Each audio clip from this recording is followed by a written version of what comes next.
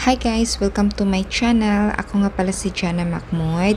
Ayan, so punta tayo sa Canva because today we're going to make a typography Canva design. So, punta tayo, search natin yung YouTube thumbnail. Ayan guys. And marami mga templates again na pagpipilian. Pero ako, gagawa ko ng sarili kong template. Yan. Pipiliin ko yung empty blank. So, punta tayo sa gallery. So, ang picture na to guys is without background na siya.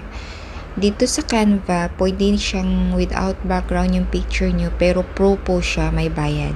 So, hanap tayo ng background dito guys. Ayan, yung sa right side, may background na marami siyang pagpipilian na background kung anong gusto nyong background sa picture nyo, sa kahit na anong background.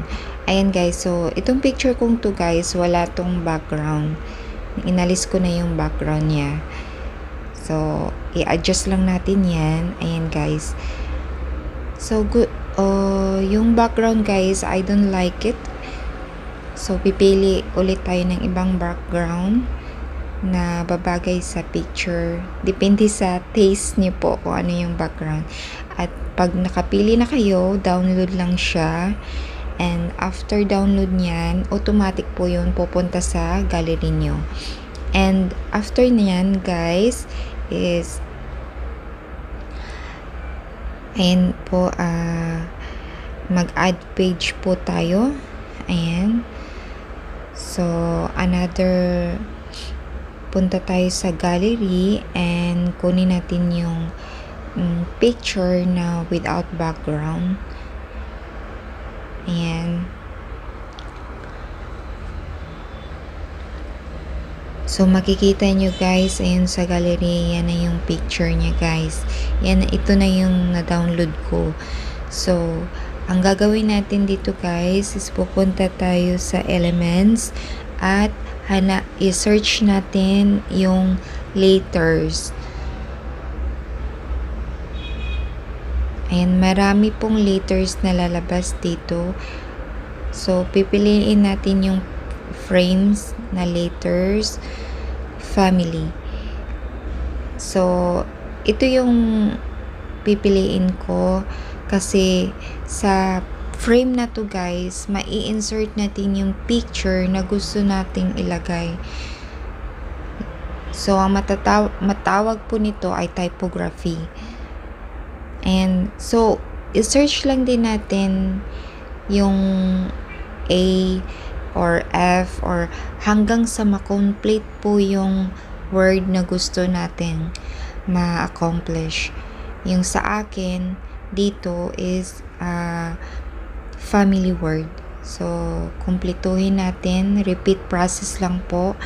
Punta tayo sa elements, search yung letter, frame, family, yung letters na family, ganun.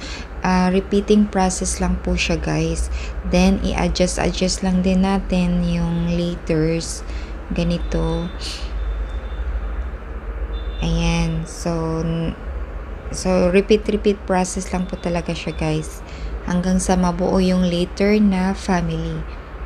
Then, after this guys, pag na-complete na yung word, so kunin natin dun sa gallery yung picture na gusto nyong ilagay doon sa word na family. So ayan, then ilong press lang din siya, i-crop muna natin, then ilong press natin, ipasok natin doon sa letter. Ayun na napasok ko na doon sa letter A. Then repeat process din po siya guys. Ulit punta sa gallery, i-crop natin, then ilong press at i-adjust yung picture, then long press, ilagay doon sa letter. Ganito lang po, repeating process lang din at ipasok doon sa letter hanggang sa matapos yung yung picture na gusto nyong ilagay doon sa word or sa letter. So, ito na yung yung outcome. And then, i-download natin. So, automatic din to malagay sa gallery. So, after this, ayan. So, kunin natin yung without background. Ayan. Adjust lang din natin. Then, yung family. And guys, pwede nyo siyang isend sa front or back. Depende sa gusto nyo guys kung saan nyo prepare. So, dito tayo sa layers. Ilagay natin yung picture sa back and depende kung anong gusto natin. Back or front. Ayan. So, dito guys, adjust lang din. And punta tayo sa shadows, sa effects. And ayan guys, marami kayong pagpipilian dito. Glow, drop, outline. At pwede nyo siyang i-change. Size, blurred amount, at saka yung color na gusto nyo po. So, yung, ayan, marami siyang pagpipilian na color. So, gusto ko yung light, yung highlight yung typography, yung family. So, adjust natin yung shadow, yung intensity, tsaka yung color. Ayan na guys, parang okay na to. So, ganito lang kadali guys dito sa Canva. Then, kunin natin yung picture background na gusto nyong ilagay. So, ito guys, parang siya, hindi siya klaro yung family word. Hindi siya bagay doon sa background na na-download natin. Ayan. So, pipili ako ng background dito na gusto ko. Ayan, maraming pagpipilian dito guys. Ayan, pili lang kayo kung anong gusto nyo dyan. So, ako, pipili ako kung ano bang bagay dito. Ito ba? Maganda din to. Or, ito ba? Or, ito. Ito, gusto ko. Maganda siya. Kasi na-highlight yung family na design, typography, design. Ayan. So, okay na to. So, i-download lang natin, PNG, then download. Automatic din siyang mapunta sa gallery nyo po guys. So, that's all guys. It's so easy to make a typography design in Canva.